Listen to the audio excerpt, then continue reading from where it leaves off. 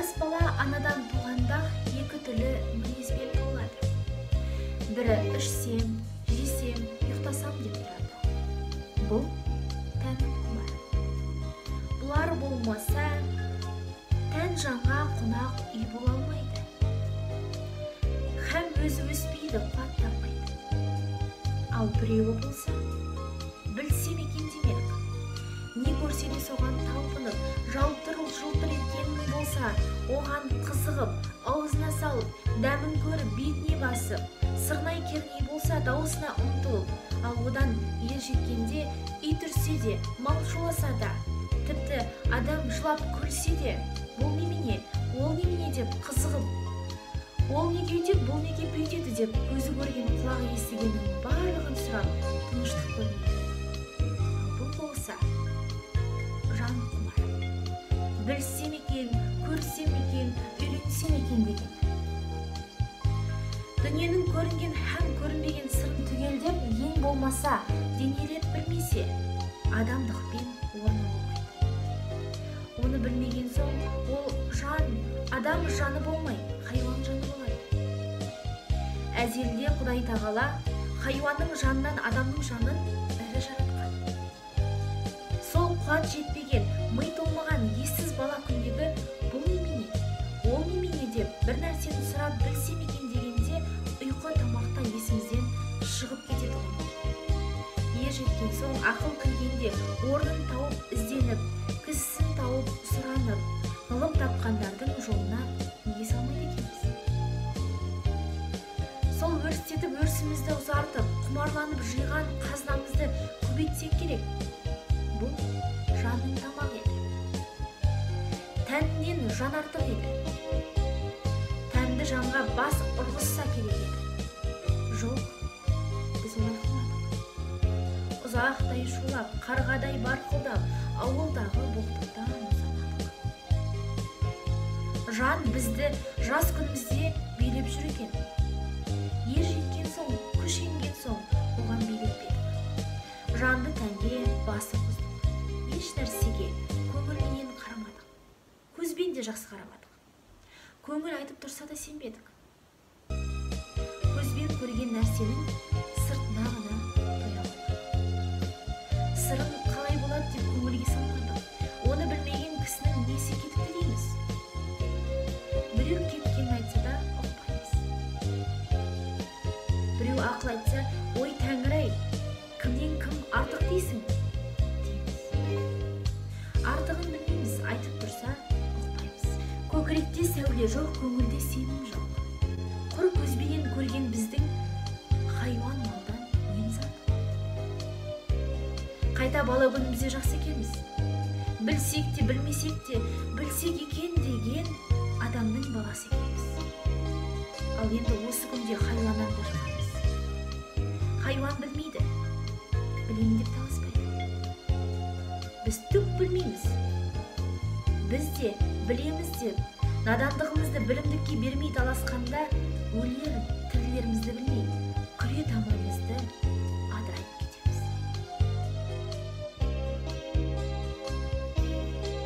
Осы мен өзім қазақпын.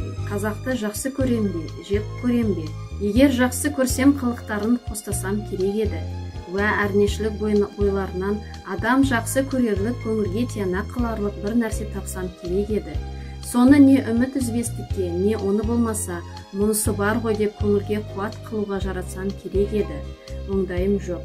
Егер жек көрсем, сөйлеспесем, мәжілісте сырлас, кеңестес болмасам керек еді. Тобына бармай, не қылды, не болды демей жату керек еді. Ол мүмкін болмаса, бұлардың ортасынан көшіп кету керек еді. Бұларды жөндеймін деуге жөнделер, үйренер деген үмітім де жоқ. Бұлардың бірі де жоқ. Бұл қалай? Бұл айтқаның бірін тұтпай болмас еді. Мен өзім тірі болсам да анық тірі де емеспін. Әншейін осылардың ызасынан ба, өзіме өзім ыза болғанымнан ба, яки бөтен бір себептен бе еш білмеймін. Сырым сау болса да ішім өліп қалыпты. Ашулансам ызалана алмаймын. Күлсем қуана алмаймын. Сөйлегенім өз сөзім емес. Күлгенім өз күлкім емес. Қайратты күнімде қазақты қиып бөтен жаққа кетпек түгіл өзін жақсы көріп, үміт етіп жүріппін. қашан әбден біліп үмітімді үзген кезде өзге жаққа барып жатты өз қылып үйір боларлық қайрат жалын сөніп те қалған екен. Сол себептен бір жүрген қуыс кеудемін. Тегінде ойлаймын, бұ да жақсы, өлер кезде әттеген-ай сондай қызықтарым қалдау деп қайғылы болмай, алдыңғы тілеу болмаса, артқа алаң болмай өлмей. Адам баласына жыртықсыз, кірсіз, сыпайы киініп, һәм ол киімін былғап, бұлжыратып кимей, таза кимек дұрысыз. Ләкин, өз дәулетінен артық киінбек, не киімі артық болмаса да, көңіліне қуат тұтып, тым айналдырмақ кербездің ісі. Кербездің екі түрлі қылығы болады. Бірі бет пішінін, мұртын, мүшесін, жүрісін, қас-қабағын қолдан түзетіп, шынтағын көтеріп, қолын тарақтап әуре болмақ. Біреуі атын, киімін, айран ішерім деп, солардың арқасында сыпайы, жұғымды жігіт атанбаққа, өзінен ілгерілерге елеулі болып, өзі қатардағының ішін күйдіріп, өзінен кейіншілерге әттенді не-ай, осылардың атындай ат мініп, киімінде киім кигенін не арманы бар екен, дейтұғым болмаққа ойланбақ. Мұның бәрі масқаралық, ақмақтық. Мұны адам бір ойламасын. Егерде бір ойласа, қайта адам болмағы қиыныз. Кербез дегенді осындай керден немеден безіндер деген сөзге ұқсатамын. Тегінде адам баласы, адам баласынан ақыл, ғылым, ар мінез деген нәрселермен озбақ. Онан басқа нәрсеменен оздым ғой демектім бәрі де ақымақ. Существует 4 причины, способствующие восприятию и запоминанию услышанного. Во-первых, нужно утвердиться духовно и быть непреклонным. Во-вторых, слушать советы умных людей с вниманием и открытым сердцем, с готовностью и желанием уяснить смысл сказанного. В-третьих, вдумчиво, неоднократно повторять про себя эти слова и закреплять их в памяти.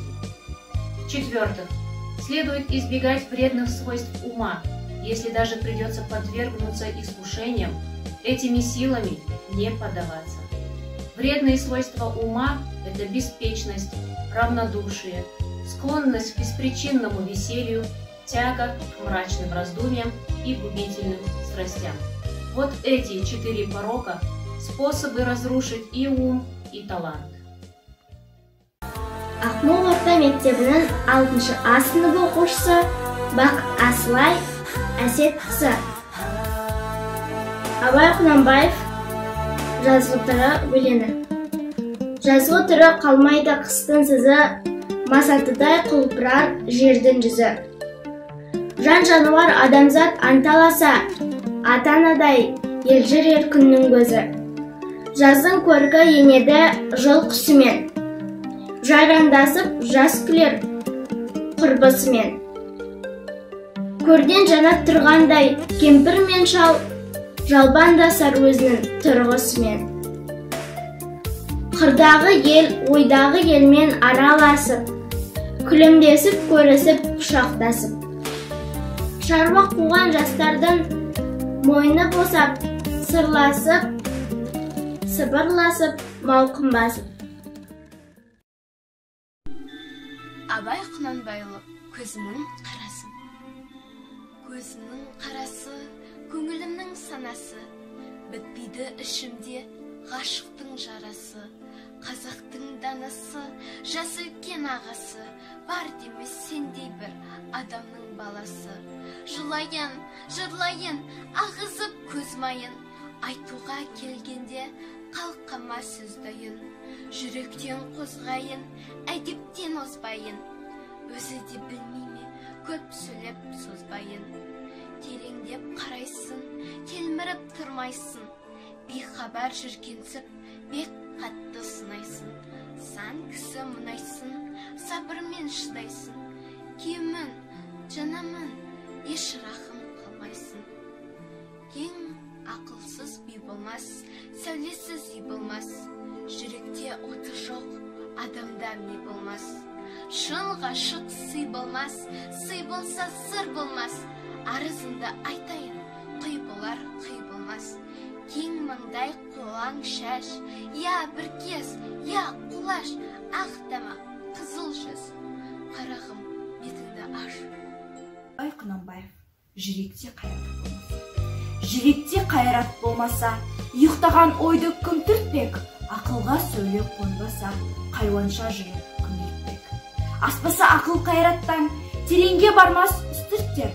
Қартыңның ойы шартыртқан, әдеті жинап кім артыр? Тән сүйгеннен бермесе, жан шыдама жаны ашып, бере берсе беретесе, үміт етер таласы.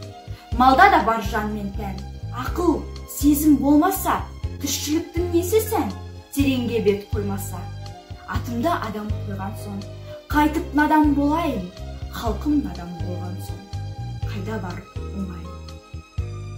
Базарға қарап тұрсам, әркім барар. Абай Құнанбаев. Базарға қарап тұрсам, әркім барар. Істегені не болса, сол табылар. Біреу астық алады, біреу маржан. Әркімге бірдей нәрсе бермес базар. Әркімнің өзі іздеген нәрсесі бар. Сомалап ақшасына сонан алар. Біреу ұқпас бұл сөзді, біреу ұғар. Бағасын пайым қылмай, аңтан қалар. Сөзді ұғар, осы күнде кісі бар ма? Демеймін, жалпақ жұртқа бірдей шағар. Жазған соң, жерде қалмас тесік мойыншақ. Біреуден біреу алып, елге тарар. Бір кісі емес жазғаным, жалпақ жұрт қой. Шамдан баяқ шырақтар.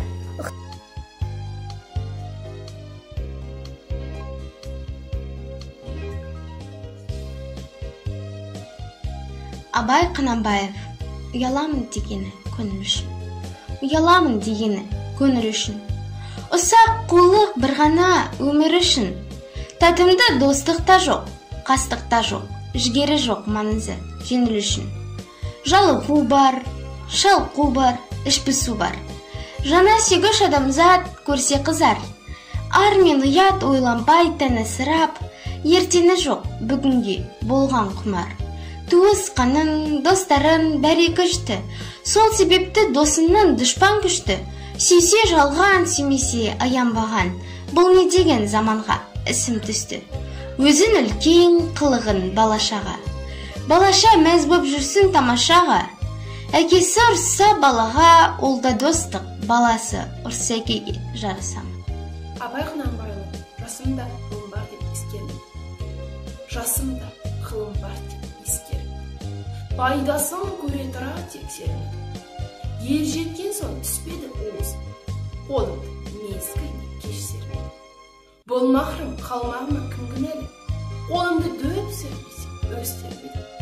Адамның бір қызығы бала деген, баланы оқытуды шек көрмедім. Баланы медресеге білдеп бердім, қызмет қылсын шенасын деп бердім. Өзімде басқаша оп төскерледім, қазаққа қара сөзге дес бермедім. Еңбегімде білерге ешедім жоқ, түбінде ұшық терс көрдім. Абай Құнанбаев, жасымда ғылым бар деп ескермедім. Жасымда ғылым бар деп ескермедім. Пайдасын көре тұра тексермедім. Ер жеткен соң түспеді уысым, қолымды мерзімін кестермедім. Бұл махрым қалмағыма кім жазалы? Қолымды дөп сермесем өстермедім. Адамның бір қызығы бала деген, баламды оқытып шеп көрмедім. Баламды медресеге білдеп бердім. Қызмет қылсын, шен алсын деп бермедім. Өзімде басқа шауып түс көрледім. Қазаққа қара сөзге дес бермедім. Еңбегімді білер, еш адам жоқ, түбінде тыныш терс көрдім.